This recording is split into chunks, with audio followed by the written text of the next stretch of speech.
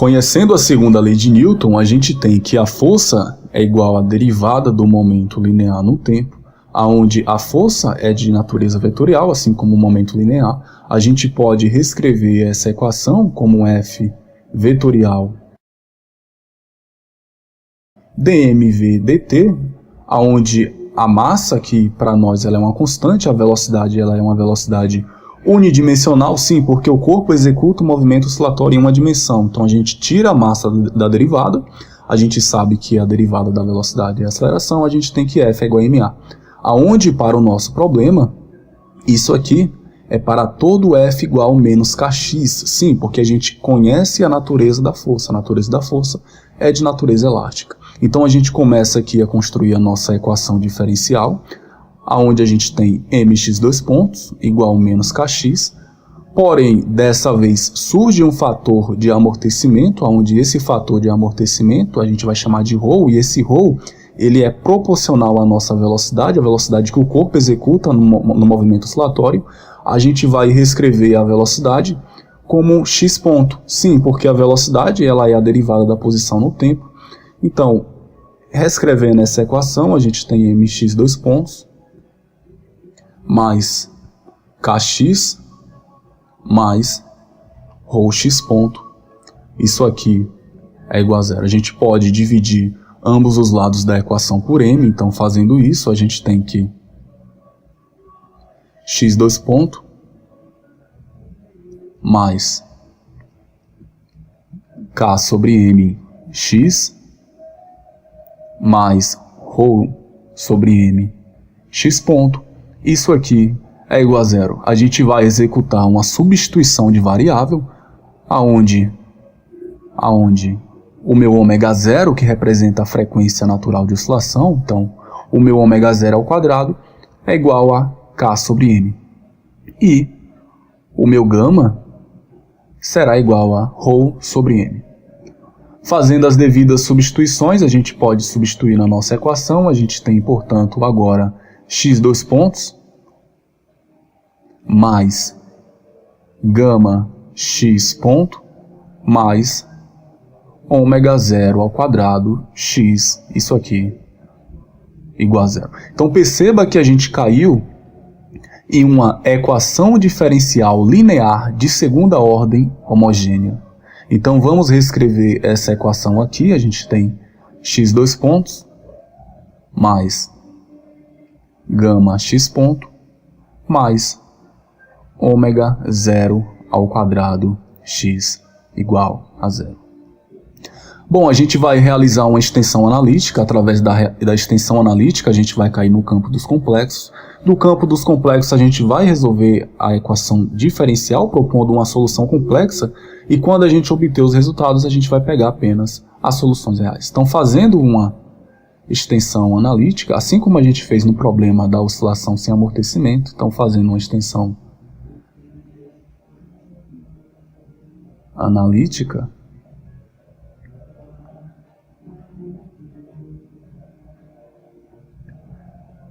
temos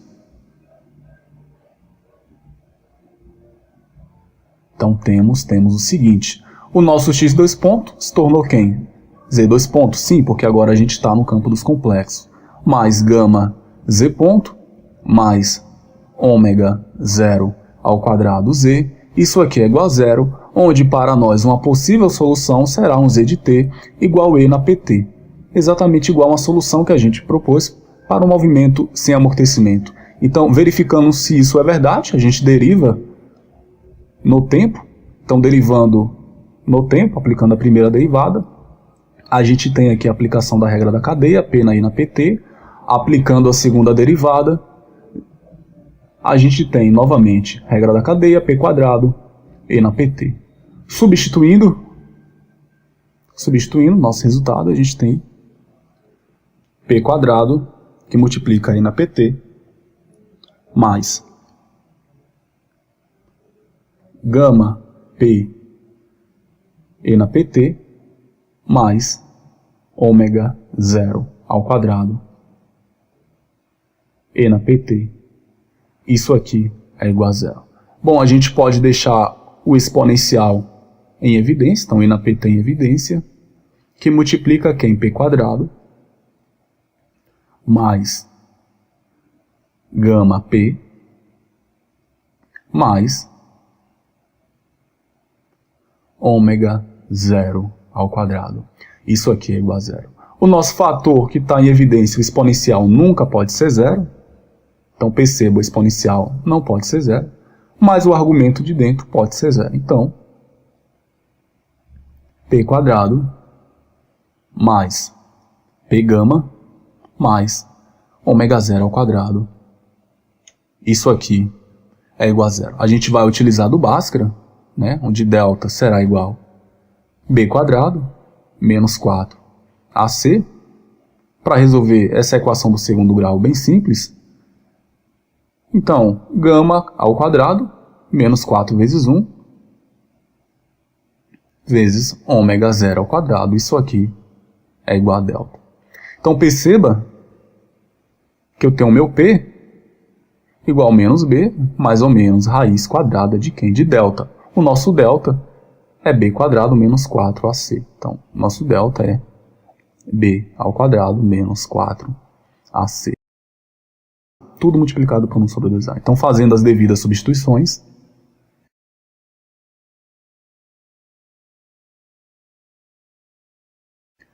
P é igual a menos gama mais ou menos gama ao quadrado menos 4 ômega 0 ao quadrado elevado a meio. Tudo isso vezes meio. Então, perceba, eu tenho menos gama mais ou menos raiz quadrada de gama ao quadrado menos 4 ômega 0 ao quadrado multiplicado por meio. Bom, vamos fazer uma discussão dos resultados. A gente tem um fator de amortecimento e esse amortecimento vai depender dos valores de delta que a gente vai obter. Então, se o delta ele for maior do que zero, a gente tem um amortecimento supercrítico, onde a nossa oscilação ela vai ser bem pouca. Se delta for menor que zero, a gente tem um amortecimento subcrítico, onde a gente tem uma oscilação mais consistente. Se delta for igual a zero, a gente tem um amortecimento crítico. Então perceba só, fazendo uma discussão dos resultados para o amortecimento subcrítico,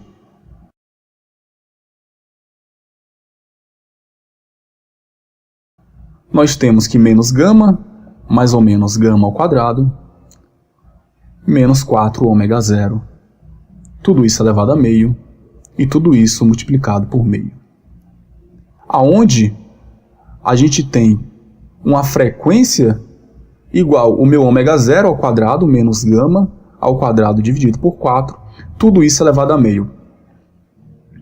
Então a gente pode reescrever a minha frequência igual ômega quadrado igual ômega 0 ao quadrado, menos gama ao quadrado sobre 4. Bom, voltando aqui para a nossa equação, perceba que eu tenho menos gama mais ou menos gama ao quadrado, e a gente vai deixar o sinal de menos em evidência buscando a nossa frequência gama quadrado dentro da nossa solução. Então, deixando o menos em evidência, eu posso reescrever o P dessa forma, né?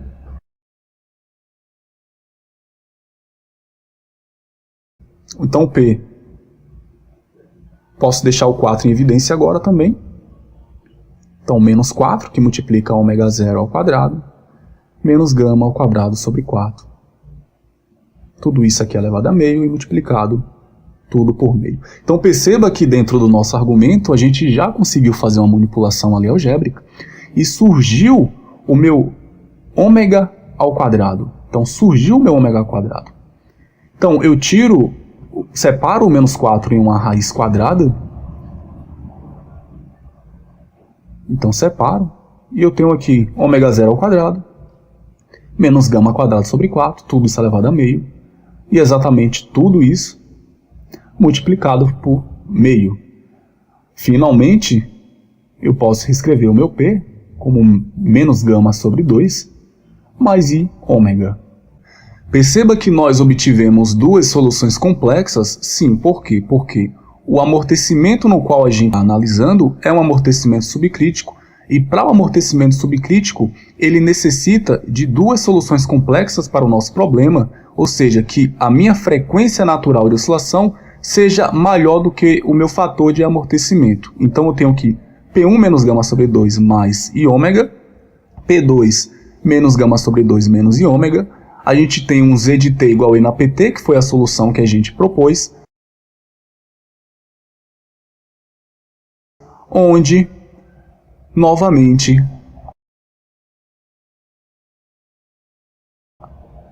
a solução geral será a combinação linear das soluções. Então a gente vai realizar uma combinação linear agora, com as possíveis soluções que obtivemos.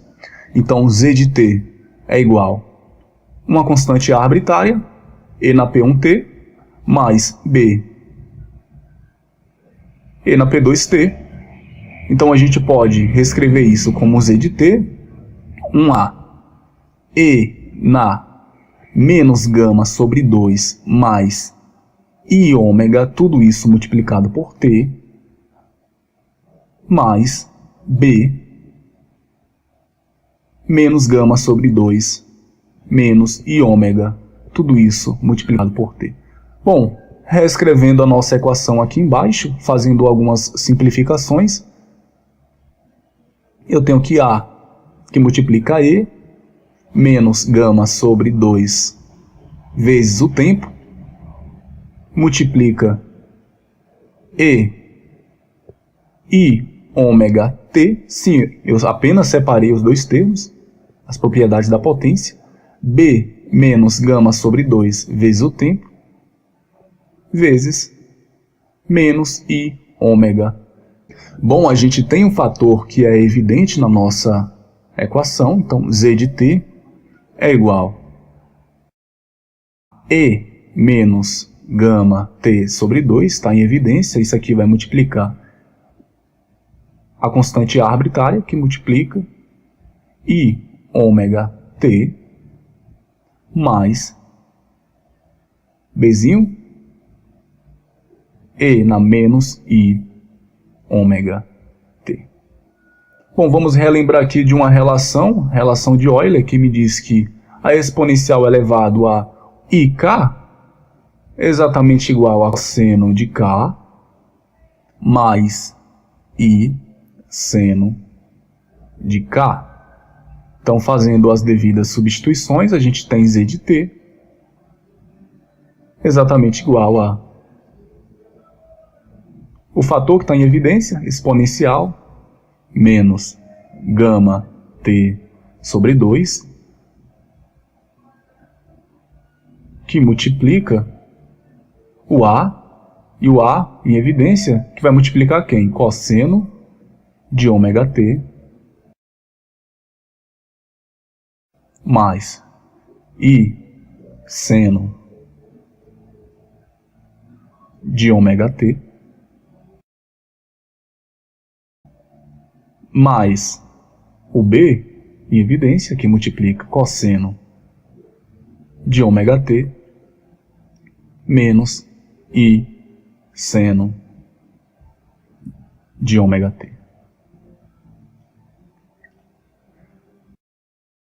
Então, levando essas informações aqui para cima, a gente tem que Z de T é igual a E menos gama T sobre 2, em evidência, que multiplica o meu Azinho em evidência, cosseno de ômega T mais I seno de ômega T mais o meu Bzinho em evidência, cosseno de ômega t menos I seno de ômega t.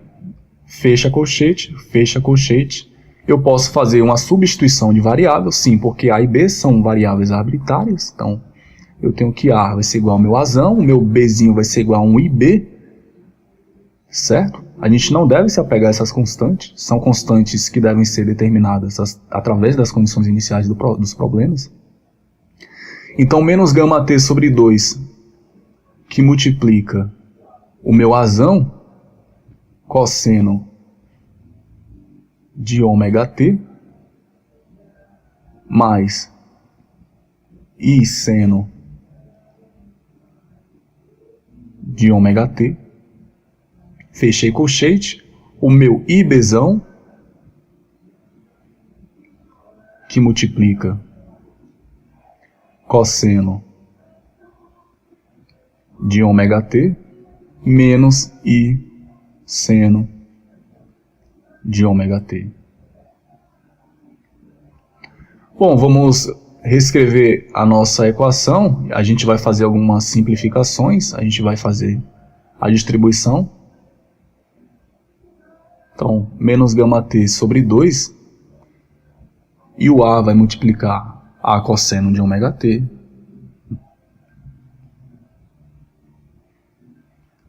mais o A multiplica o I seno de ômega t,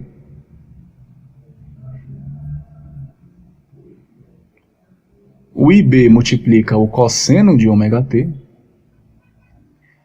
e o IB vai multiplicar o menos I seno de ômega t. Perceba que o I equivale a raiz quadrada de menos 1, então eu posso reescrever o I como raiz quadrada de menos 1 elevado ao quadrado.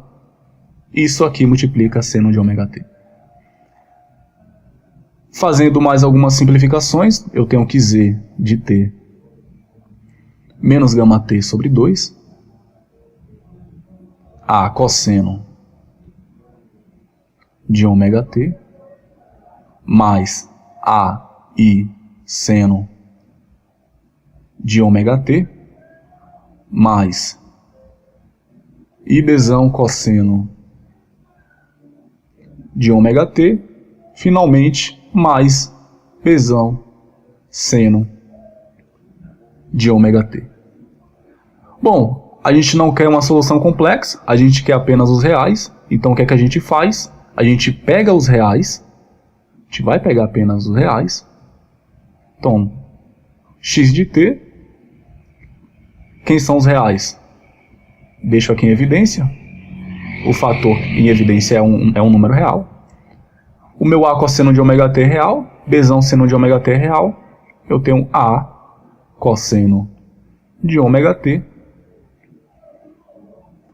mais Bzão seno de ômega t. Finalmente, a gente obteve aqui a nossa equação geral do oscilador amortecido para um amortecimento subcrítico. A gente vai deixar isso aqui um pouco mais enxuto. Eu posso chamar o meu Azão de A cosseno de φ0, o meu Bzão de menos A seno de φ0. O A e B, como discutimos, são constantes a determinar através das condições iniciais. Então, a gente fez agora uma substituição de variável, novamente. Então, eu tenho aqui A cosseno de φ0, cosseno de ômega t,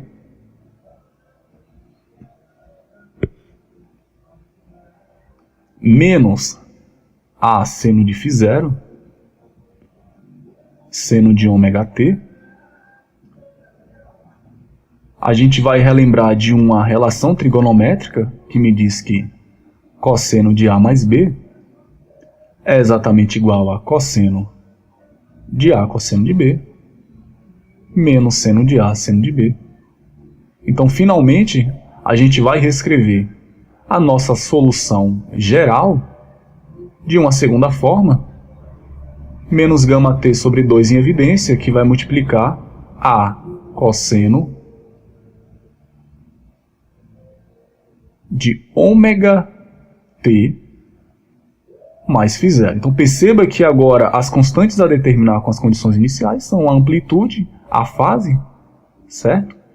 Sem esquecer que o meu ômega, ele equivale a ômega zero ao quadrado menos gama ao quadrado sobre 4. Tudo isso elevado a meio.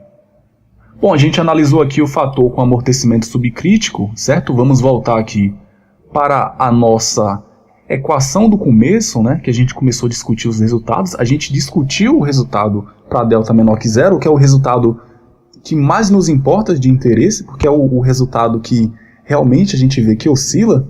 Agora a gente vai discutir um resultado onde a oscilação ela é uma oscilação supercrítica, ou seja, quando o fator de amortecimento ele é maior do que o meu fator de oscilação, que é a minha frequência natural de oscilação. Então, agora eu tenho um beta, né, que vai ser igual a gama ao quadrado sobre 4 menos ômega zero ao quadrado, tudo isso elevado a meio. Então perceba que agora o beta que vai surgir na minha solução para P, né, onde o meu beta ao quadrado será gama ao quadrado sobre 4 menos ômega zero ao quadrado. Perceba que o meu gama, desta vez, ele precisa ser maior do que a minha frequência natural de oscilação para a gente ter uma característica de uma oscilação amortecida com amortecimento supercrítico. Então, deixando o 4 em evidência, eu tenho essa seguinte relação, certo? Tudo isso multiplicado por meio. Finalmente, eu tenho menos gama sobre 2, mais ou menos beta. Eu tenho duas soluções, perceba que essas soluções são soluções agora reais, não são soluções complexas. Eu tenho um P de 1 menos gama sobre 2, mais beta, e eu tenho um P de 2 menos gama sobre 2 menos beta. Qual foi a solução que a gente propôs? Foi um x de t, óbvio, eu estou pegando agora a parte real dessa solução. A na P1t mais B na P2t. A gente vai fazer a combinação linear.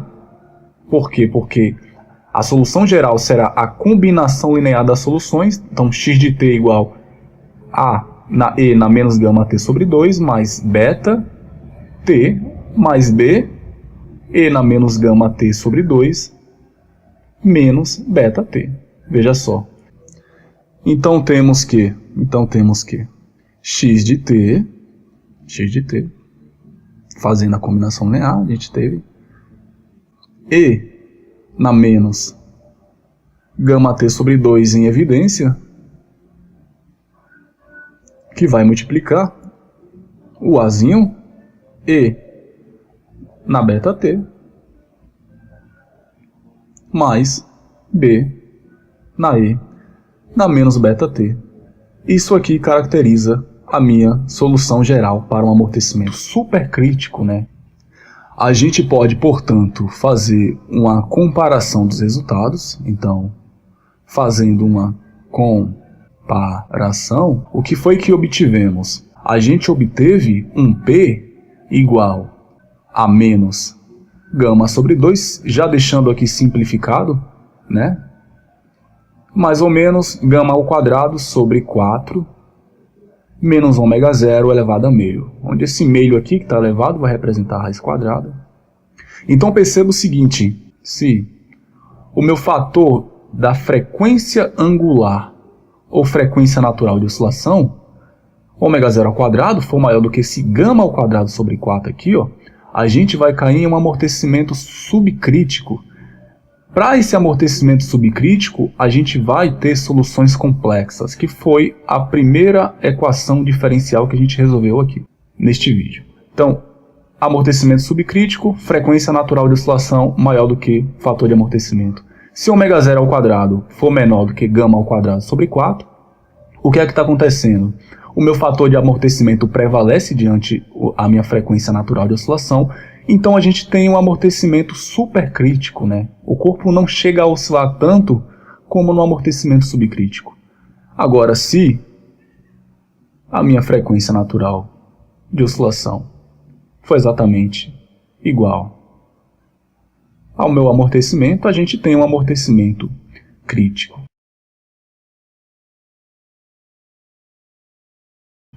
A gente pode entender essa relação através de uma relação gráfica. Então, vamos fazer aqui.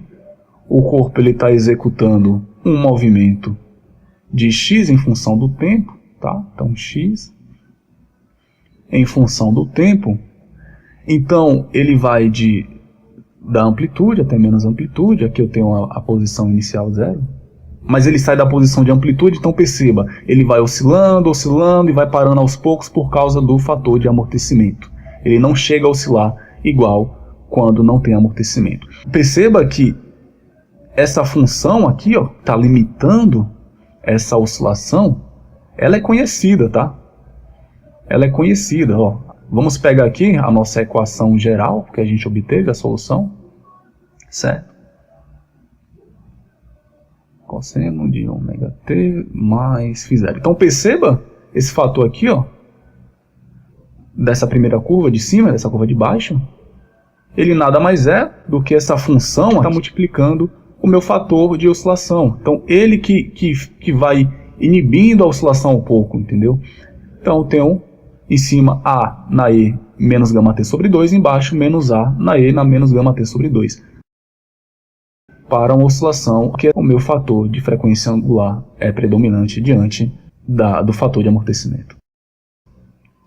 Para uma oscilação supercrítica, o que vai prevalecer aqui para nós, então a gente tem aqui um corpo que executa um movimento x em função do tempo, o que vai prevalecer aqui para nós é o amortecimento. Então ele tenta oscilar, mas não consegue.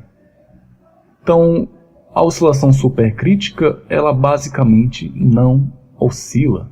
É isso mesmo. Onde o meu ômega 0 ao quadrado é menor do que o meu gama ao quadrado sobre 4.